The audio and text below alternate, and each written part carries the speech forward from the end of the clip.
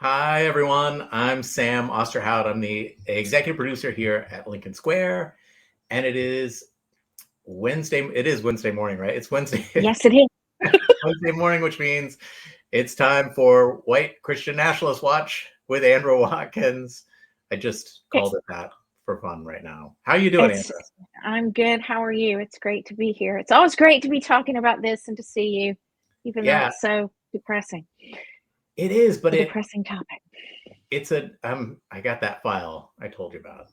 We'll play Okay. this later. We want to talk today about sanctions and economic boycotts and all that kind of stuff, because Andrew, I know you've been really thinking about it a lot lately, and you've talked about it a lot in the past, and I think it it sort of washes over some people. And I was telling you in the green room, in the chats, we always have people who say, like, yeah, we need an economic boycott, and then another person Mhm. says, yeah, I stopped shopping at Target, which is great, you know, but it's not exactly what a boycott is. So I thought we would go back, simplify, and just establish what exactly this is, and why it works and where it's worked historically, and all of those kinds of things. So what are you're writing about it today? What's your initial take, and what do you think people don't get right about boycotts? Well, on Saturday, Chicago's Mayor Brandon Johnson called for a general strike. And Mhm. if you Google general strike, or don't use Google because they've kissed the fascist ring, but some other search engine and look up general strike, you'll see that there is a General Strike US website that has been organized where you can sign a strike card to commit to participate in a general strike when it gets to a certain number of people. It's 10 million and some change people that need to participate. And they're at just under 400,000 strike cards right now. What's So the they have a long what's way the to go. website? It's I'll put it up. it's the generalstrike.us, I believe. Okay. So one of the ways that we can hobble this government is having a general strike. And general strikes first started in the 19th century in Great Britain, but there have been a number of general strikes throughout history. They usually occur in places where there's a strong union presence, which has been hobbled in the US, but unions tend to organize them. So, what would happen would be one group would go on strike as a union because they were angry about the package they were being offered by a corporation or a government. And so, other unions would strike with them in solidarity, and it would hobble whole parts of an economy or a whole region or an area for enough time such that the government or the corporation would come to the table and say, we'll give you what you want to open up the economy again and get things moving again. So a general strike requires a lot of organization. I've actually had the displeasure of being adjacent to one this year.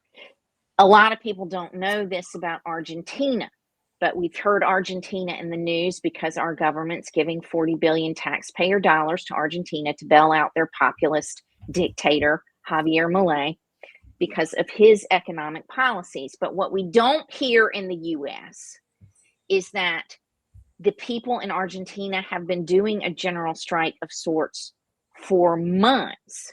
So I was there on the day that they would shut Wow. the whole city of Buenos Aires down. And we got into a cab trying to go a couple of miles. And it took us 2 hours to go a couple of miles because of the volume of people participating in this general strike, shutting down roadways, shutting down parts of the city. And so it was primarily retired people and union people who did that action. And so that is a lot of what has hobbled Malay's government and made him so unpopular there, even though we don't hear about that on the news in the US. So Right. these things really work if we can get someone to lead it and get communicated goals that are clear and simple to enough people and organize communities such that we can take care of people who aren't in unions or can't afford not to go to work with a fund that we can help fund people give them food, give them shelter, help them pay their bills to participate in this general strike.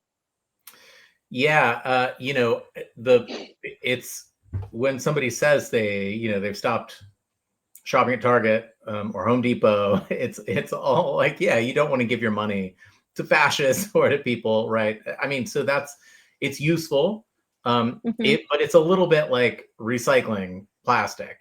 It's a thing you feel like you need to do, but it's also really obscures the bigger problem. There's just too much fucking plastic in the world, right? And you're not going to solve that problem by recycling. You're not going to, send your hate mail to info at Lincoln Square. But similarly, one person not shopping at Target, it feels great, but it doesn't. It's not the collective action that needs to happen. Some examples of boycotts. I mean, the Boston Tea Party. Yeah, was a collective action. They identified a target. They had a clear goal. They built a coalition. They planned a visible campaign. They mobilized everyone into action, and then they kept it going. I wonder, what is your thought on how this works for us today?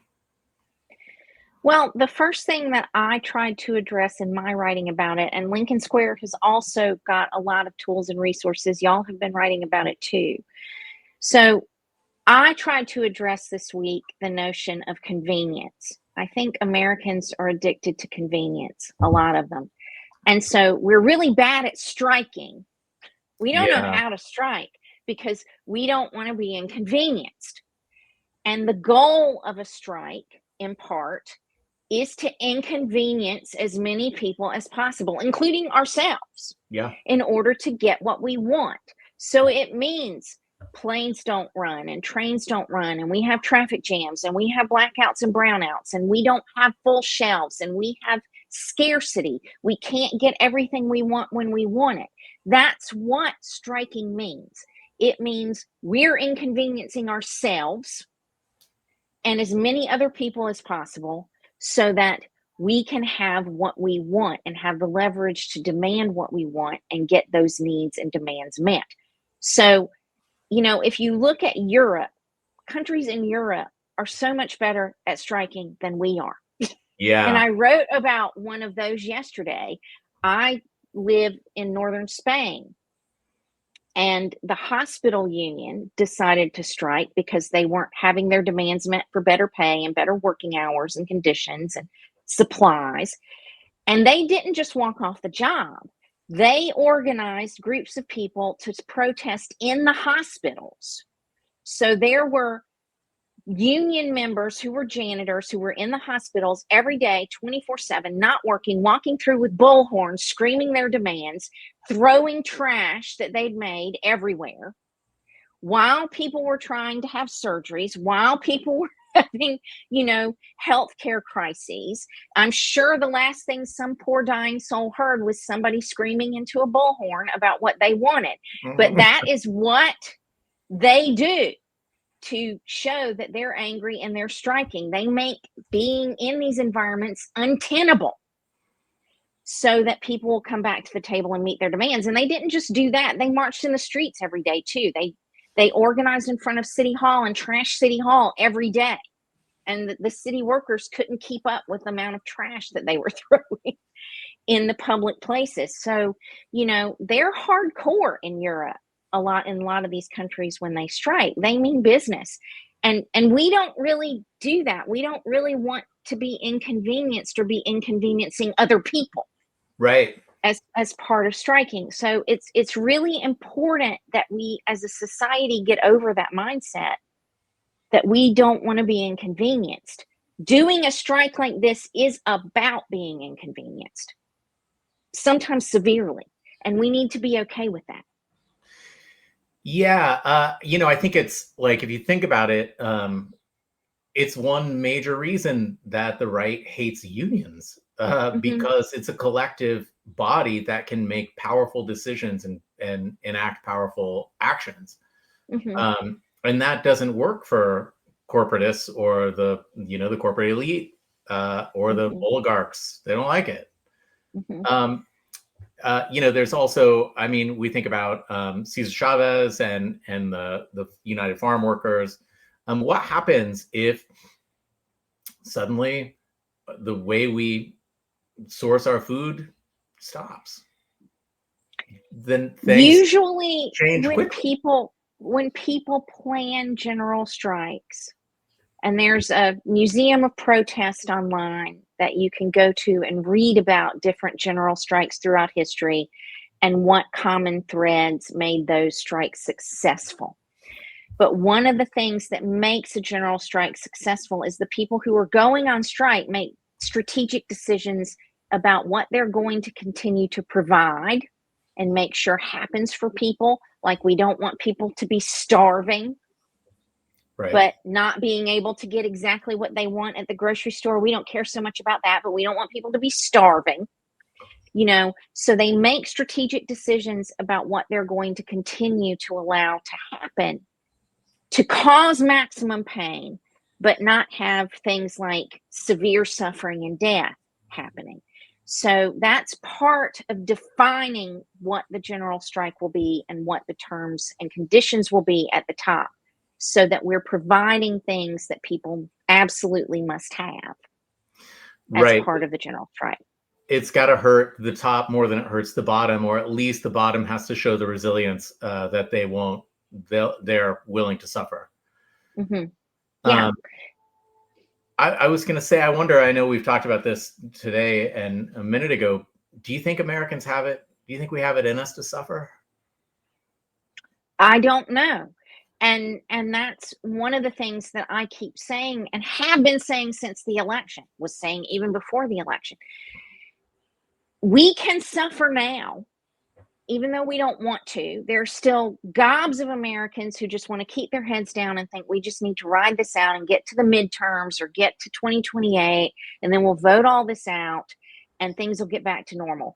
But Project 2025 was designed to fundamentally change our government such that an election will not make a difference, because they're replacing a bunch of government workers with loyalists who will resist if we do have a successful election and flip the balance of power in Congress.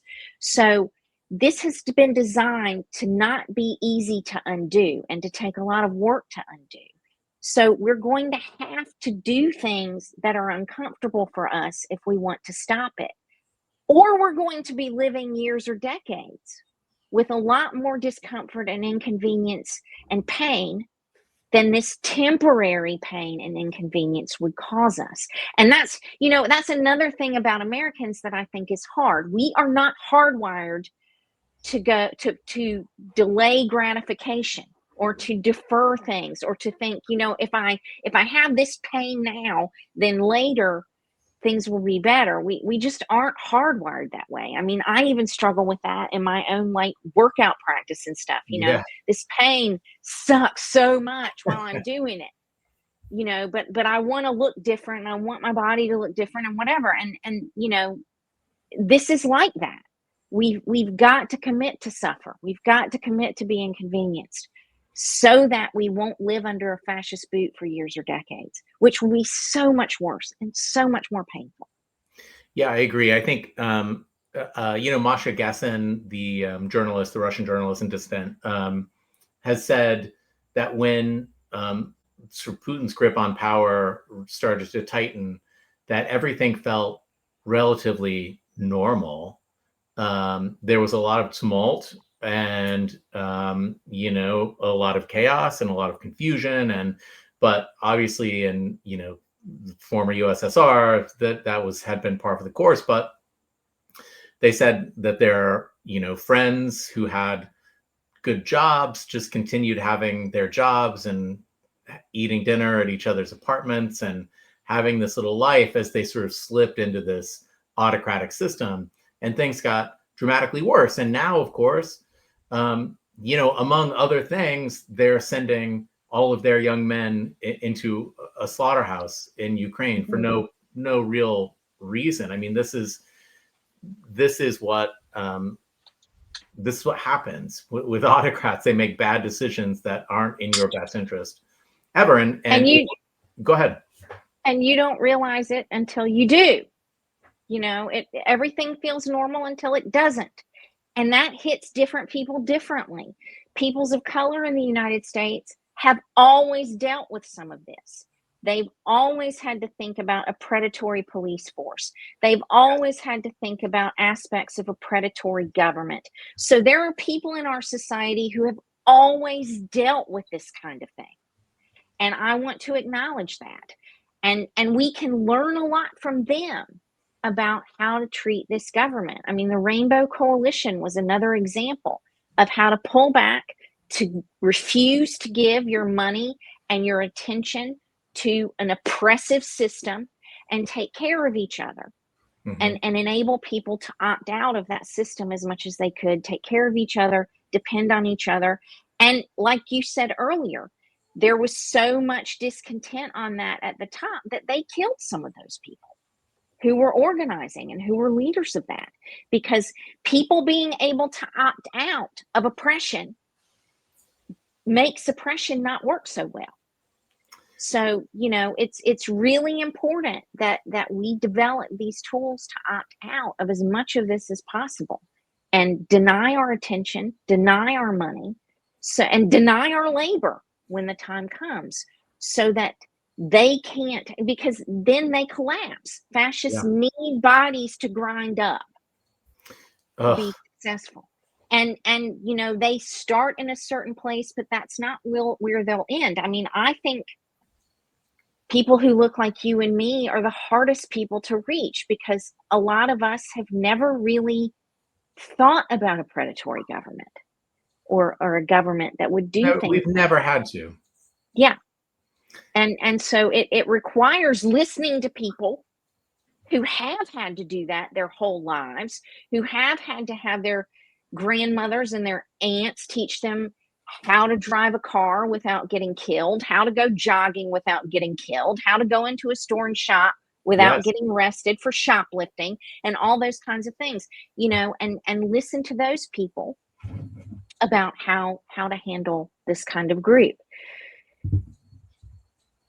I think this past weekend of protests was great. It was inspiring. It was wonderful to see everyone in the streets. But I also understand criticism of it, because it's really window dressing. We commit to doing the things that are very pleasing to us, and that's it. Like going to a giant block party with all of your friends and neighbors is not any kind of struggle, right? It is a collective action, and it feels great. And I think it is a piece of what we need to do. We absolutely need protest, but we have to pin that with a more durable and persistent collective action, like a general strike. I mean, it was interesting to me to listen to people who, in my readership, who went to these different events. And they were fun and people felt good about it. But a number of them said there were no petitions to sign. There were no next steps given. There was no, here's what you need to go back to your community and do A, B, C. There was none of that. And so just getting together for these feel-good moments isn't going to be enough. Not that I want to diminish the energy that can create. Definitely not. But people come out of this with fired up energy, ready to do more things. And these events need to be tools to give people those things to do and those marching orders, so that they can take this back into their everyday lives and into their communities and amplify more of this, convince more people to participate. Yeah, that's it. You come, like so many of us, I'm sure, we walk off the protest and then hit a little happy hour for a drink and get a nice dinner and celebrate our resounding victory, on this protest. Again, not to diminish that, because it is absolutely essential. But you're right. We, purpose, a purpose of a protest like that, especially a massive protest, is to galvanize action. Mm-hmm. It's not the action itself, the protest, right? Mm-hmm. Unless the protest, you're protesting continuously into the future. Let's see, George Carlin was right in the chat, which is a great handle, by the way. Yeah. Asked, how long of a strike do you think it would be necessary to force changes? I mean, I think that's maybe unanswerable, but maybe you have some thoughts on that. If a general strike is organized by a group and led by a group, they have specific objectives and goals that they will communicate to everyone. This is what we want, A, B, C. And when we get that, we will stop striking. So, and we're prepared to do this for weeks or months if necessary until we get A, B, and C, because we are determined to get A, B, and C.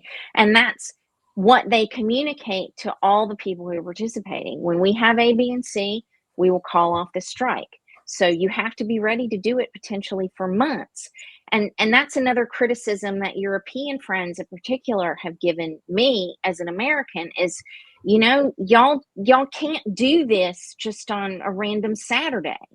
Yeah. You have to be doing something every day or at least every week in a significant way to show that you are committed to getting what you're demanding. And just these occasional things aren't enough. You know, that's another thing that I've said about economic boycotts. And I've put together a big spreadsheet of all the different companies that have kissed the fascist ring. Mm-hmm. I've been pulling them off the news. It is wild. It is incredible. It is an incredible resource, and everyone needs to go look at it. It's like, if you like spreadsheets and fascism and fighting fascism, this is your kind of thing. It is amazing. But one of the things that I say repeatedly about that is, we got Jimmy Kimmel back on, got Disney Plus to cave because of boycotting. Yes. But a fascist ring kisser needs to understand that we're not going to come back just because they brought Jimmy Kimmel back. The goal is to keep the company from kissing a ring in the first place. Yes. So if we all go rushing back because they gave us what we wanted, then there's no real disincentive to kissing the ring. Plus, they just decided on October 21st, we're going to raise our fees so that we can make up all the money that we lost from your boycott.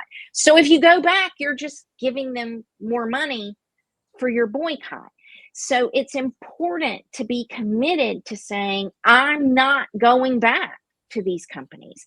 I mean, as a household that's full of Apple products, we're having to look at, how do we transition away from Apple permanently that we've used for more than a decade, you know, because we're determined not to use that company anymore and not to replenish our electronics with that company's electronics. So it's painful and inconvenient and can be expensive to do these things, but it matters. It does. Yeah, it does. And I think, you know, there's something, I think to the idea of a very specific and attainable and clear and realistic goal, that, you know, simply, I am not shopping at Home Depot.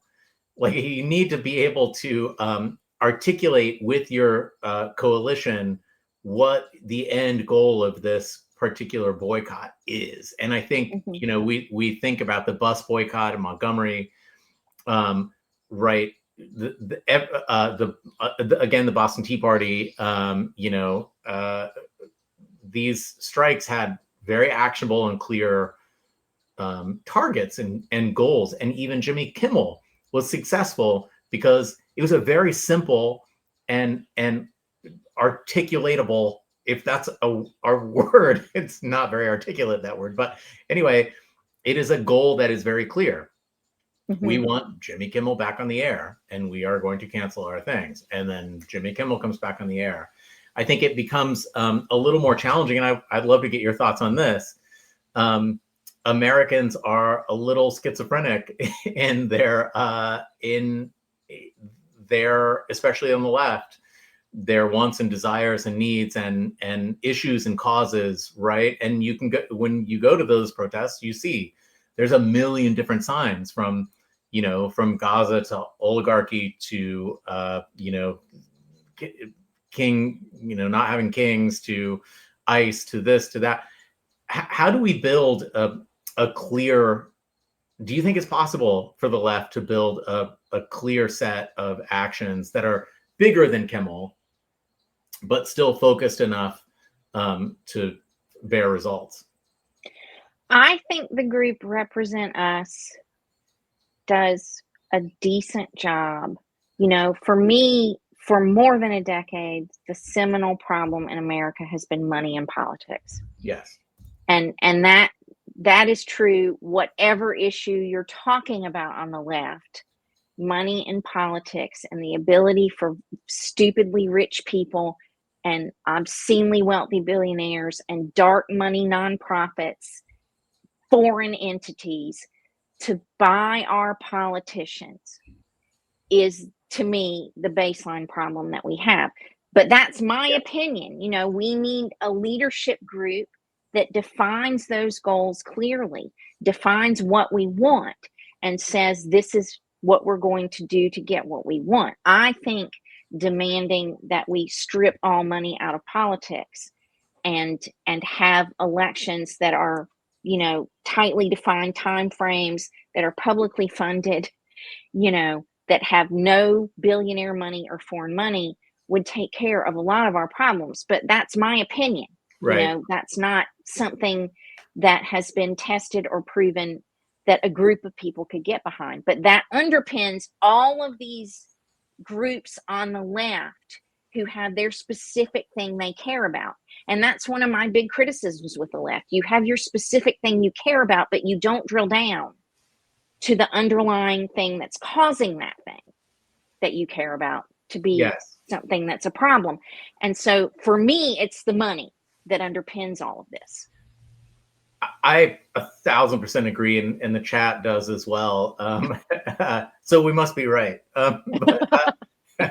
You and me in the chat. There are a lot of smart people here. Yes, we've solved it. No, but it underpins that that idea that don't you boycott Target and they accept your demands and then raise your prices so that you can back pay them for your boycott.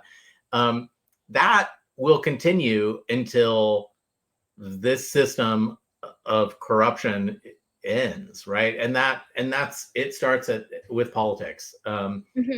There's too much power and too much money to be had, and too much money spent. And also, I think about my years in TV. At one point I was working on a show and I thought, why am I on this show? I don't know that my job is needed. And I talked to my showrunner and he said, Sam, this job is just, all of television is just an employment driver. Like, we get a show and we hire the people we work with and that we like, and everyone's employed. Like, shut up. just work. Just take the money, Sam. Just take the money. And I was like, okay. But I feel like at this point, politics is a bit of an employment driver, right? It's a sector of our economy that's not insignificant. Media, like what we do, even. I don't know if I've told this story publicly or to you. I've written about it, but when I was still a Republican, I had a client approach me wanting to run for a seat that was coming up in my state that was going to be new due to a census change. And so they wanted somebody who didn't have a lot of, hardcore Republican. They wanted an outsider. And I'd done some volunteering with the Republican Party, but I'd never really been an insider. And so I did a lot of research for that client to determine how they could get positioned to be anointed in our state, kiss the right rings and all that, because that's what it takes to run for that seat and be the candidate that the Republican Party would say, we want this person to be our candidate. I did that project for 10 months and called that client and said, I have to resign. And it was lucrative. I mean, it was political consulting. It was a lucrative project, but I was just like, I don't want to know this is how my country works. Right. One of the things that makes me so angry with our politicians, all of them right now, is they have Cadillac benefits, they have pensions that are funded by us, but then they also have campaign war chests. They spend over half their time fundraising instead of working for us. Well over half in some cases. Yeah. I mean, some of them have to raise 6 figures a day to keep their war chest funded. My senior senator in South Carolina has to do that. Oh my And God. so, for an average person, if you had to make 6 figures a day, would you think about anything else but that? So many resources are devoted to this fundraising apparatus. They spend more time on that than anything else. And then if Lindsey Graham, my senior senator, decides he's going to retire and not run again, he gets to take that campaign war chest and create a PAC and pay himself and his cronies money for the rest of his life out of that money. So that's like another pension. And, all of that money could be put toward funding USAID or paying for school lunches or paying for ACA credit extensions.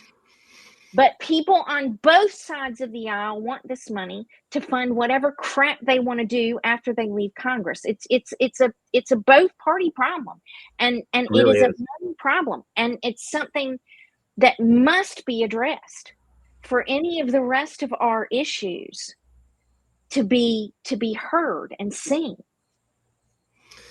Yeah. Man.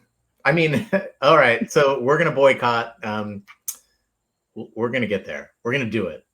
Let's do it. Go to the generalstrike.com, us.com, and they don't have an overarching goal, but go and sign a strike card. It's just a commitment to strike whenever they get enough people, and they'll do more organizing as they get more people involved. So go and commit to do that.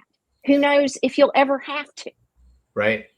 And but at least you've committed to do it. It is a start, and it's a cohesive start, right? Mm-hmm. It is a place where you can at least join a coalition. Yeah. Andra, I want to just very quickly, we talk about the white nationalist of the week every week, and this is one I'm sure I've seen this guy before. We don't really need to talk about it, but Tim Whitaker, who is with the New Evangelicals, who Tim and April show is on Lincoln. I'm interviewing Tim next month. Yay! He's so good, and still, he's like you, except he's still in the faith, but looks. He's an interesting guy. But he sent me this last night, and he said, people just have never believed us when we tell them this. So let me play this, and it'll be a good way to sort of wrap this. Dominion and authority over your place and your sphere of interest. And the moment that we recognize that as the church, and the moment we grab a hold of it and understand that God has given you unbelievable authority over this world, we will be in charge of everything. And I mean everything. I'm talking about not only the government, but also the school system, as Pastor Brian so eloquently talked about. We'll be in charge of the legal system. We'll be in charge of the education system. And as our friend Lance Wallnau says, that's not Christian nationalism. That's just Christian internationalism. So I think, might as well get started now, if you have my opinion. I've said they want to take over the whole world. It isn't just Christian nationalism. It is Christian internationalism. It is like when we say it, we're crazy, but then they're actually telling us this every day.